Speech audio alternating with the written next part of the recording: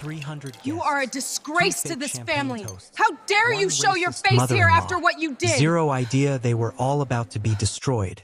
When Eleanor Winthrop threw that champagne in Victoria's face, she thought she was humiliating just another black woman who dared to love her precious white son. She didn't know Victoria had been recording every racist comment for 6 months. She didn't know the FBI was already surrounding the building. And she definitely didn't know that the weak woman she just attacked owned her mortgage, her country club, and enough evidence to put the entire Winthrop family in federal prison. The champagne flute shattered against the marble floor with a sound that silenced 300 guests in an instant.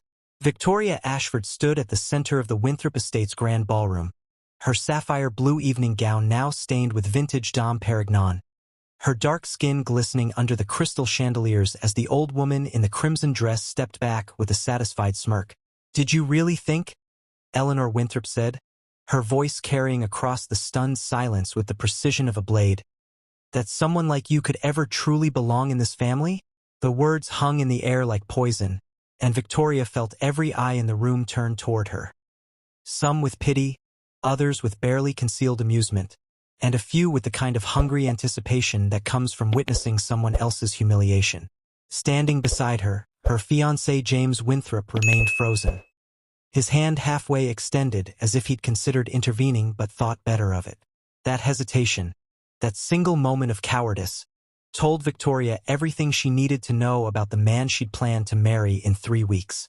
But what Eleanor Winthrop didn't know, what none of the assembled Philadelphia elite could have guessed as they watched the young black woman stand dripping with champagne at their exclusive gathering, was that Victoria Ashford hadn't built a $2 billion tech empire by crumbling under the weight of other people's prejudice. She had learned long ago that the best revenge wasn't served cold. It was served with such devastating precision that those who had wronged you would spend the rest of their lives wishing they had chosen a different target. If you've ever been underestimated, humiliated, or made to feel small by someone who thought their privilege made them untouchable, this story is for you. Take a moment to subscribe to Acts of Depth, where we share stories of those who turned their darkest moments into their greatest triumphs.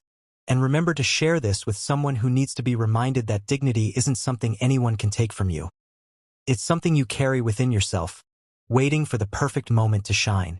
Victoria's journey to that humiliating moment in the Winthrop ballroom had begun 18 months earlier, when she'd first met James at a charity auction in Manhattan. She had been there representing her company, Ashford Technologies, bidding on a rare first edition of Maya Angelou's "I Know Why the Caged Bird Sings," when James had approached her with the kind of confidence that came from never having been told no.